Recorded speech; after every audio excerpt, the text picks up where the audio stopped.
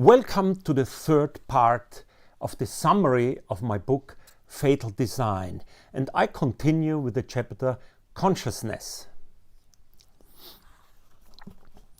Consciousness is the ability of matter to simulate itself. Consciousness of the self and self-reflection represents a completely new level of development in evolution. The ape had awoken. The human was born. As reflection is impossible without simulation, empathy, regardless of parental instinct and innate behavior in symbiotic relationships, came into the world. In addition, our desire, our compulsion to create virtual worlds induced the birth of art and culture. One primal power immanent in consciousness is the ability to communicate through verbalized speech. Our language is the fountain of our thoughts. Like water, the words drop and bubble, but only with the aid of script they can be canalized and collected. Script is the collecting tank, the water reservoir for virtuality. Like any other seed, writing will only bear fruit if the reservoir of words is filled regularly. Figuratively speaking, language liquefies our thoughts, but without script the water is mainly absorbed by the private story of each individual. Only the written word is able to provide long-lasting, wide-reaching effects. Words are the basis for our individual thoughts, but only through writing these thoughts can become collective knowledge and thus induce new virtuality. Language meant the birth of the carrier substance for memes. Words are like genes. They encode meaning and virtuality. The fact that the human brain is capable of self-reflection and of dealing with virtuality is the first indication of intentional urge for immortality in the history of evolution. On the contrary, animals are confined to a reactive urge of immortality. Their survival strategy is born out of necessity in view of impending threat. No animal can make hypothetic plans to fight off death in the future. Animals just react to imminent danger, whereas humans take prospective danger into consideration and embark on elaborate strategies for surviving. This behavior ranks among the most essential criteria for advanced evolution of consciousness. Consequently, human consciousness is an advanced level of evolution.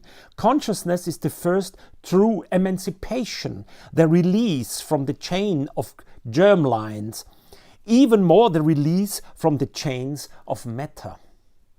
Human consciousness has induced organic matter to achieve command over itself, to reflect itself. We can investigate the world around us and explore time and space by hypothesis. The separation of the virtual world by memory aids like script, pictures, films and electronic media makes dreams come alive and takes effect in the form of memes. In consequence, human beings are capable of great feelings and desire. In his second great novel, The Magic Mountain, Thomas Mann writes, "And humanity entirely is based on awe of the mystery of mankind. However, the opposite is true. Our love, our goodness, all our gentle feelings for our children, our caring for our aging parents, our delight in the beauty of nature and our helping hand for an animal's need. All these emotions are disenchanted by biology and physiology and thus become even more wonderful. We come to understand ourselves and can rely on this insight. The awe of human nature is based on cognition, on knowledge, and on reason, and finally on our understanding of the fact these mysteries do not make us better, but only block our view of important matters and bare essentials. The next chapter is the chapter about harm. Let me define my position at the beginning. I despise harm of any kind. I consider it a shame, an infamy, and an unutterable meanness. The fact that nature, because of its structure and because of its unalterable mode of operation, cannot be blamed for the existence of harm is cold comfort, but comfort after all. However, to impute bitter suffering and terrible agonies in this world on a creator and nevertheless call him almighty and infinitely good, that's a big thing. Harm and evil are tied together, forming an open alliance. It is just their relatively that makes them absolute. Each biological species, with all its individuals, is characterized by a very specific range of wellness.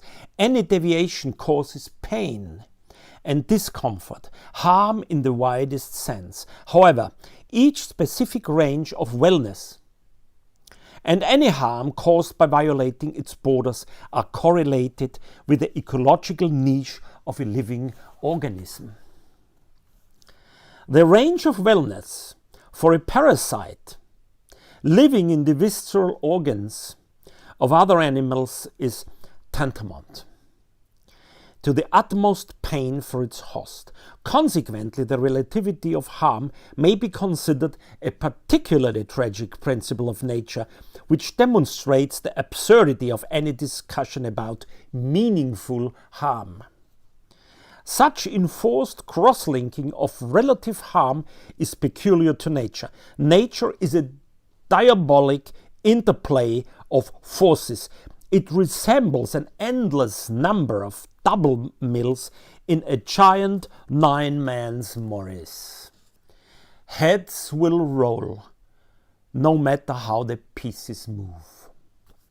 Philosophically, appraisal of harm as positive motive power is nothing but an anthropocentric glorification. The interplay of good and evil in nature, in fact, is the interplay between the biological needs of various species. Following the picture given above, there is no way of escaping the mill. If we are comfortably off, others will have to suffer, and vice versa. This mode of action in nature is the one key factor, not an odd narcissistic interpretation of harm as a story of ethic success in history, born in some philosopher's cozy parlor. Harm is not linear and not necessarily human. Harm is cross-linked, like a chain mail made of intertwined metal rings that cannot be separated from each other. Therefore, the question about harm must become more profound, and the mode of operation in principle must be revealed to be evil. Not individual good or individual evil must serve as a rule, but the principle of functionality, which is definitely evil. And this guides us to the next chapter, Natural Sciences versus Religious Belief, the eternal dilemma. The crucial point is the fundamental question about the difference between believers, scientific thinkers, and atheists. The essential difference that has most serious consequences lies in information procurement. Whereas believers, at least in questions of faith, live according to their autonomous convictions, natural scientists mainly are guided by the maxim of doubt. When faced with a difficult question, natural scientists are cautious, skeptical, and thorough. Empiric findings lead them to hypotheses, the validity of which is to be checked more or less thoroughly. Only then an opinion is gradually formed, a belief is developed, which means that also natural scientists believe in something, but only after having challenged its content with rigorous accuracy. Natural scientists would be the best allies of God if he revealed himself to mankind in a verifiable way. Therefore, it is astonishing that God never made use of modern scientists with his attempts to convert mankind, and it is understood that there were several of them. Stronger and more convincing confirmation of his existence will not be provided by anyone else. While in the view of natural scientists' approach to cognition is characterized by doubt and by a wait-and-see attitude, the danger of absolutistic beliefs is based on the firm conviction of knowing the only truth. In Western industrial nations, an interesting phenomenon has occurred. Although religious belief still is widespread, the majority of the population has accepted the scientific worldview implicitly. In practice, no one would walk into a busy road without looking, just because he or she is driven by divine inspiration. It is not possible to imagine everyday life without scientific hypothesis, the value of which we do not doubt for an instant. We simply know that our muscles and organs don't stand a chance against motor vehicles weighing several tons and approaching at high speed. And as a matter of course, we act according to our hypothesis. We also know about gravitational pull. Thanks to our physics lessons, we even understand its principles to some extent. And again, we act according to our hypothesis. The epistemic basis of hypothesis proposal, of falsification and verification, has become an intrinsic part of our everyday life. By the way, it also plays a significant role in everyday life of any pastor. The sheer insanity of superstition and deep religious conviction in everyday life, which were dominating at the time of the Inquisition, riddled with myths, mysteries, and belief in divine intervention as well as satanic interference, is over and done with. So one simply must ask, what's the use of believing something a priori without scrutinizing it?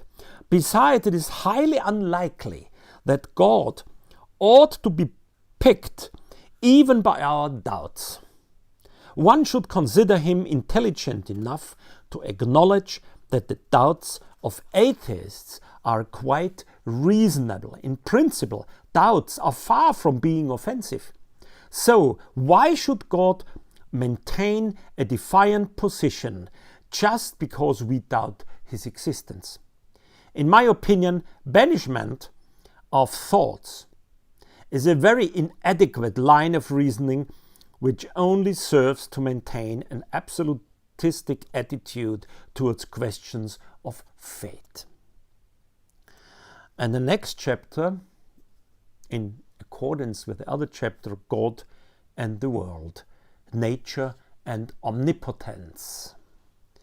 If you take an interest in nature, you are confronted with a massive spectacle of gigantic brutality. True to the motto, one man's meat is another man's poison. It is like looking into a madhouse full of parasites, lurking predators and marauders, into a bottomless pit of darkness that is only now and then lit up by the soul-stirring sight of a loving mother who tries to protect her child. Like a mire of jealousy, persecution and deadly terror, like a terrarium of horror, which makes it hard to believe in a sympathetic observer. The majority of monotheistic concepts must cope with the dilemma of being intrinsically illogical. The mere fact that religious dogma reject logic would not necessarily be bad, if it is not without reason that we speak of belief. However, if the system in itself appears to lack any logic, things become problematic. Even believers feel embarrassed when faced with the inexplicability of harm.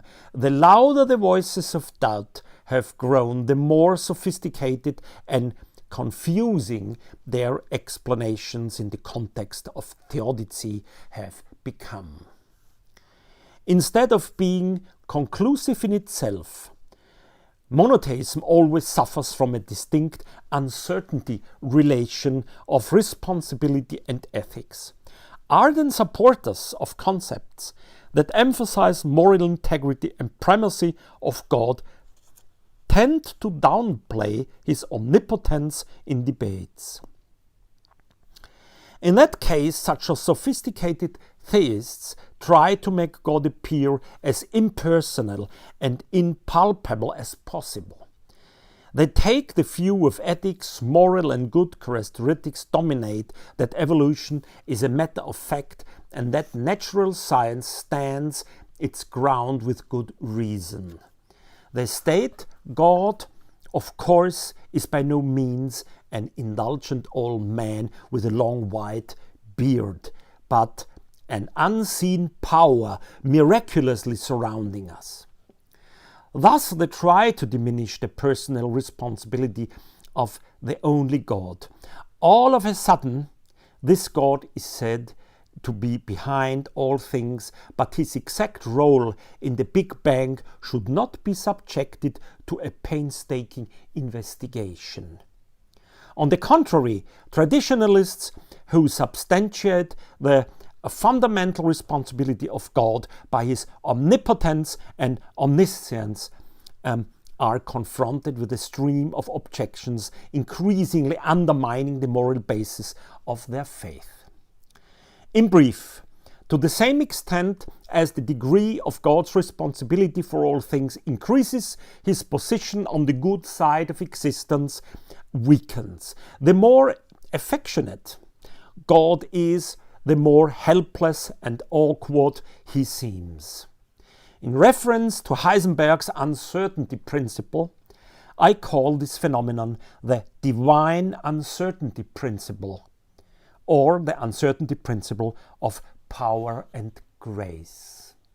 And for today, the last short chapter is about death.